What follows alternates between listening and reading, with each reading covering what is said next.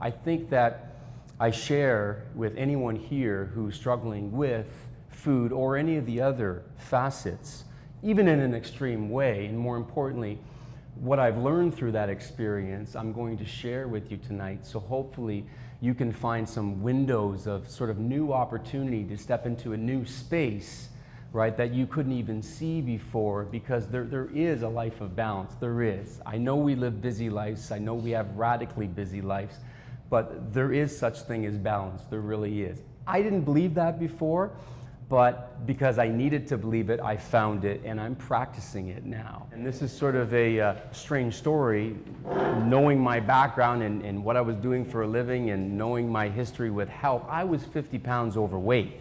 So I had to take 50 pounds off, and I had to do it in a balanced way. And I had to keep the weight off as well. I didn't want to put it back on again like I had done so many times before with all the radical diets that I had used for bodybuilding, okay? So I broke it down into 5 really important steps when it comes to bringing food into your life, okay, and developing a relationship with it.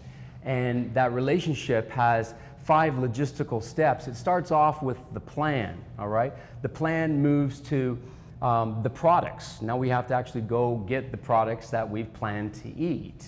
After that, we need to prepare those products, right?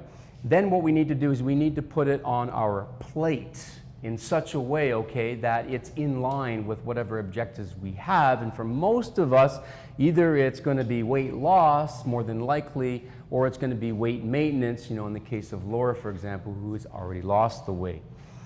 The last step, and this is the best part of the relationship, this is the kissing part, this is the palate, okay? That's the 5th P, and that's basically the end of the road for the food as it moves through your life in a very logistical way. If you skip one of those P's, okay? If, for example, you're putting your food on your plate in a non-systematic way, which I'll illustrate the right way to do that, it's not going to be in line with perhaps your weight loss goals. If you're not spending any time preparing your food and cooking your food in such a way that it tastes good, that it doesn't taste like cardboard, like the food that I used to have to eat for bodybuilding, then more than likely, then this is something that you can maintain. And really that is the most important question that you can ever ask yourself whenever you're making shifts with your food and with your nutrition, all right? And this is, again, a paradox or a contradiction to how diets are set up. And here is the question that I want you to ask yourself whenever you're saying, listen, I'm going to eliminate carbohydrates out of my diet completely, 100%. I want you to ask yourself this question. I know it's something that you can do for today, but can you do it for tomorrow? Tomorrow means forever, all right? If you're really interested in achieving, and some of you already have, what I've achieved, what Laura's achieved, what Italia, another star profile from Bodies by Design, has achieved, then you need to ask yourself that question, because if you don't, then here's another question for you. What are you going to do afterwards? If this is not something that you're going to be doing forever, if it's only for 7 days, or if it's for 30 days, which is sort of the typical, you know, cleanse kind of diet, then I really need to know what you're going to be doing afterwards, because we can only logically assume that if that 30-day cleanse, for example, is working while you're working it, then when you're not working it, it's not going to work. Did everyone catch that? That's just logic, right? You don't need to be a foodie or even a food scientist to figure that out. Isn't it just logical that the results from you doing a certain action or a certain way of living a behavior, right, equals this, that it won't equal this if you change your behavior, your action, or what you're doing? Doesn't that just make sense? So that if you have made those mistakes before, you never make them again, that you're always thinking, this is the long game. This is the long game. What do I have to do to stay in this game? Is it a 30-day game, or is it the rest of my life game? That's what you have to ask yourself. So the first P is the plan. Now, there's lots of ways of tackling a plan. You can look at templates. If anyone's ever used Google before, you can find out just about anything. There's plenty of information on food templates, on different types of meal plans that you can take a look at and then customize and create your own, all right? I've also included a food journal within your packet there that is in alignment with the lesson that I'm going to be teaching you today in regards to the food groups that we'll be speaking about and the way that they should be combined, etc., etc. So there's the old-fashioned method of pen and paper that you can use as well. Then there's the new age way, the high-tech way of getting into apps. There's plenty of them out there. At my fitness club, we use Fat Secret. I've used Fitness Pal before. So these are great ways to sort of plan, not just track, but actually plan your meals as well. So you can actually set up your meals for the next day, for example, and then look at how it pans out with the metrics. Does it fit in with the targets that they've given you for calories, for the macros as they call them, the carbohydrates, the fats, the proteins. So that's another way that you can plan as well. Once you've got it on paper, then obviously we need to go into the store and we need to get the products, right? So hopefully you have some sort of a shopping list. Food marketers are quite ingenious. They can have us very confused as we're going down the aisles and buying things that we necessarily don't want to buy, or our kids are buying things that we don't want to buy. Do you ever notice that most of the crappy cereal is on the arm's reach of a 3-year-old? You know what I mean? So the benefits, okay, of the planning, I think we can use Massimo's example of where he was struggling, and I know that I've struggled there, and I'm sure many of you have as well. Without the plan, we're planning to fail. We really are. We do need to set up, something, pen and paper, get conscious, get aware, and get ourselves sort of ready to take action. In regards to having a plan, I think it was the Japanese that they have an 80-20 principle that says it's 80% planning and it's 20% implementation. Sort of counterintuitive, right? Because we're all about go, go, go, do, right? Make.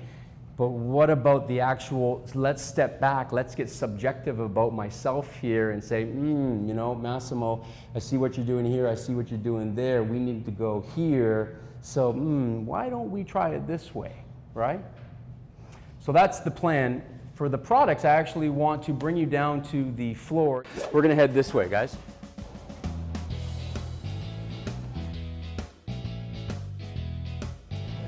Can I get a show of hands of who actually buys pre-prepared salads? There is easier ways to get our vegetables, and it requires someone else to do the work for us and us to pay a little bit more. It's worth it. It really is.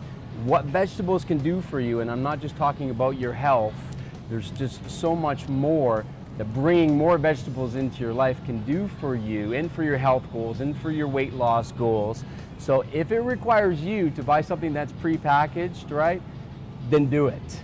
Spend the money. I do. These are my favorite salads here. I have at least one of them a day. Could I do it myself? You're damn right. But I was struggling to do it myself, all right? So I surrendered to have somebody else do it and pay a little bit more. Where we find our animal protein, okay? I think most of us understand that we're looking for lean protein. We're looking for lean cuts of chicken, lean cuts of beef. I don't know if any of you buy organic meats. I personally don't think, if you live here in Canada, that you need to look at organic meat. I'll give you an example. When you have an animal here in Canada that's given antibiotics, all right, they have a washout period. And I can't recall how many days that is, if it's 15 or if it's 30, but they actually wash the animal out so that you're not getting antibiotics in your meat, okay, which is a concern you may have heard, right? Antibiotics, growth hormone. We're not allowed to give our animals growth hormone here in Canada. They are in the US, all right, or they are overseas in China where a lot of the meat and poultry comes from these days, okay? So, sorry? Growth hormone, not to my knowledge. Yeah. So yeah, our regulations are quite different here than the States, as far as I know, in that regard. That's why I stopped buying organic meat. it was basically draining my bank account, as fast as I could put it in. It was coming. It's really expensive. So I don't suggest going there. We're going to move down to the dairy aisle. Although they're natural, it does contain sugar. It contains something called lactose, exactly. And depending on the product, it also has a certain amount of fat, but obviously that can be controlled with whatever percentage of fat is in the product that you buy. So we're just going to take a look at, this is Nordic style yogurt. I don't know if you've ever heard of this before. It's called skyr. Yeah, I may not be pronouncing it properly, but interesting stuff. You can eat it with a fork or a spoon, just to let you know. It's a little on the thick side. Yeah, exactly. But I'm just going to read some labels here. The sugar in this is 10 grams. It's over 5, okay? There's no doubt about that. But what you're going to find is that's pretty typical. Let's look at the natural or the plain in comparison. And we have a total of 2 grams of sugar, and they're natural, non-artificial sugar that's in here. So no added sugar, just to let you know. That's the difference. A great tip, and I don't know if you already do this, if you're yogurt fans, is to add in your own fruit, right? And then you take back the control, because otherwise this stuff is laden with sugar. And in fact, if you just take your typical Activia, sugar in this particular one here, 19 grams per serving. Okay, we know what a serving is, right? 19 grams. So that's like 5 sugar packs. Who drinks coffee here? And you use 1. Well, if you have one of these yogurts, you're having 5. You're having 5 packets of sugar, right? You wouldn't realize that. And again, food marketing, damn, it looks healthy to me, right? Green, red, berries, yeah, I'm bought into it, but that's what's inside it, artificial added sugar, right, that we don't need. Guess how much protein this particular per serving of skyr yogurt has? Any guesses, guys? 10, no. Close, 18. 18 grams of protein. So get your forks out and dig in, because yeah, this is really well balanced, especially if you choose the plain, which obviously doesn't have all the added sugar to it. You're still going to get the same amount of protein in it. So I just want you to realize that when you're looking at yogurt or all dairy, you really should be looking at the fat content, which you can control, 1%, 2%, etc., and also the sugar, because they love to put sugar into dairy products, and it's really not necessary because it's naturally sweetened, and if you like it a little sweeter, you can always use natural fruit. So we're going to keep it simple, stupid, and go back to high 5, low 5, 515, and the best place to do it, to show you an example, would be the cereal aisle here. Can you pick up, Massimo, can you pick up your favorite cereal? Okay, perfect, Honey Nut Cheerios. Can we look at the sugar first? So how many grams of sugar does it have? 9 grams. 9 grams, okay. Does it cut the bill? It doesn't, exactly. It doesn't make the grade, does it? Star rating? No star rating. Not good. Exactly. I rest my case. Now what we're going to be doing is preparing the food. So we've brought it home, okay? And this is what I've learned. If you've already got one habit, all right, that you've been practicing, which is grocery shopping, for example, you can bridge on that habit. So one of my favorite things to do to make sure that I have meals prepared or food prepared in advance is, rather than putting it into my fridge, I start preparing it right then and right there. So I actually put a tray of chicken or fish into the oven. I actually start chopping up my vegetables or peeling my fruit. All of these things I'm doing because, well, why not? It's on my table. I could put it in my fridge. In fact, when I put it in my fridge and I don't prepare it in advance, some of that stuff actually spoils. I actually forget about it, believe it or not. So you become very mindful when you're putting sort of that time and that effort and that focus into your food, and you're just more bound to eat it when you should eat it if it's prepared in advance. Other thing is having all of your vessels lined up, all right, to fill them up with the kind of food that you want to fill them up with. So I'm talking about your Tupperware, your Pyrex. I remember recently I went in Walmart and Pyrex was on sale, so I brought this big box. I was damn excited. I was like a little kid, I swear to God. You know, I've been living at a Tupperware since, you know, I started bodybuilding when I was a teenager. So, wow, we got glass now? Like, this is cool, right? And it motivated me, just like a new pair of shoes would motivate someone who's a runner to get out there and start running again, for example. It really motivated me to start preparing my meals. Some other things, if you're already cooking for dinner, then why can't you cook for tomorrow's dinner or even the next day after, right? It's okay to do that. It's okay to eat leftovers and to cook a little bit extra. So these really simple habits, once they start clicking and they become automated, I don't really have to think. When the groceries come on the counter, you know, they're being chopped up, the vegetables, and the fish is going into the oven. It's just automated. I don't have to think about it anymore. The plate, you've got a quick little picture there. This is really interesting. I didn't really buy into it. It's really a dietitian type of formula that they use, and you know, coming from a bodybuilding background where, you know, it was all about the protein and, you know, some of the clean carbs, and, you know, we didn't have any use for vegetables. Well, hell, they didn't have any calories in them, right? So this was really new for me, but boy, I've experimented with it and it works. And you'll see that basically you got to line down your plate. First of all, let's look at your plate. What kind of plate is it, right? We know that our plates have increased in size. I think it's probably, I'm going to throw a number here, 30%. Our plates are 30% larger than they used to be. And we're filling them up. We really are, right? And we're obviously not burning it off out in our daily lifestyle. So therein is a big problem. They call that a surplus in economics, right? Versus a deficit. So drawing that line down the middle and saying this half, okay, is either going to be for a quarter fruit, quarter veg, or half veg, right? And then the other quarter is going to be your lean sources of protein, and then the other quarter is going to be your whole grain carbohydrates, your starchy carbohydrates, right? That mix, that fuel mix, is the mix that keeps me going. When I fool around with that, for example, you know, I've told you that I developed a very sort of negative relationship with vegetables. I sometimes don't include vegetables on that plate. I'm hungry an hour later, right? Yeah, and I'm grabbing like a Vega bar or a D bar. We'll talk about that later. So yeah, I don't have the fuel that I think I should have, because really I don't want to be eating every hour. I want at least to have 3 to 4 hours in between my meals. And that's what happens when I don't put the vegetables in. Any ideas of why that would happen? That's right, it's the fiber. It's exactly what it is. So sometimes perhaps I think that I've eaten too much pasta the day before and I need to eliminate the carbohydrates. So I go ahead and do that. Guess what happens? I'm starving in an hour.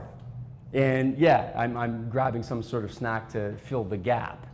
And that's just telling me, okay, that something's off with my fuel mix.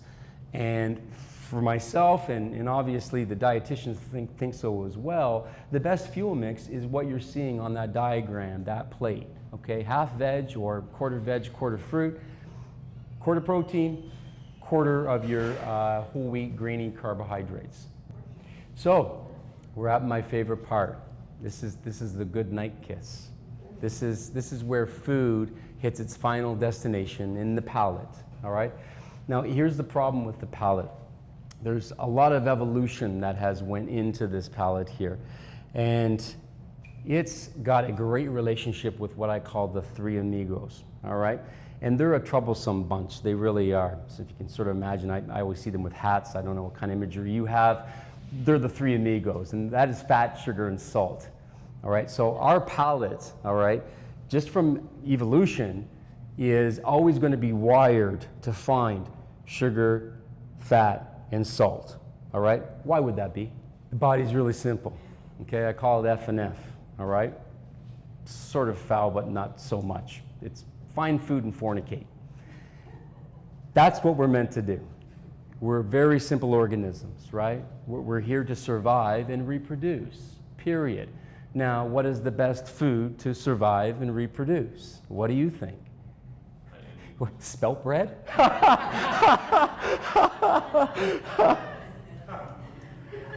Three amigos, sugar, fat, salt. Okay, that is a problem, all right, because we're trying to get these three amigos out of our life. So what we need to do is retrain our palate, okay, because it is trainable, and there can actually be a very quick shift in evolution within our mouth if we're patient enough, okay, to have some more of the bitter and the sour type of taste, which typically is going to be your vegetables, for example, or your fruits, and sort of working those in on a persistent basis, and eventually you'll find that your mouth adapts to it. Have any of you ever had this where you start eating healthy and you're on a health kick, right? You're on a diet, and you know, initially the food was like this, but then it grew on you. It did taste better, didn't it? And then you went back, okay, to visit the Three Amigos, all right, and then the party started again. Did you want to go back to the dull life you were living with radicchio and fennel and all these other things, right? Probably not. So it is trainable, and that's a good thing. We're not driven to that because, evolutionary speaking, things that were bitter or sour could be poison, could be poisonous, and it could kill us. So there is a lot of sort of logic behind, you know, why we're driven that way. But just understanding that, and also understanding that we can reteach our mouth to enjoy, you know, things that are, you know, bitter or sour, for example, the things that are healthy. That's good to know. I'm telling you guys, that is the piece that most of us are missing. It's the accountability, because we already know what to do, but we're always more accountable to others than we are ourselves. So that's my role. My new role in life is to be the person that people are accountable to, because I want to see them step into this new life, because this new life has so many more possibilities. And it's not just about the cosmetic, I've lost, you know, 40 pounds, for example. No, it's who you become, right? And you become that person because you finally took care of that person, the most important person, the person you've been neglecting for far, far too long. And when that happens, something magical happens, even before the 40 pounds comes off, doesn't it?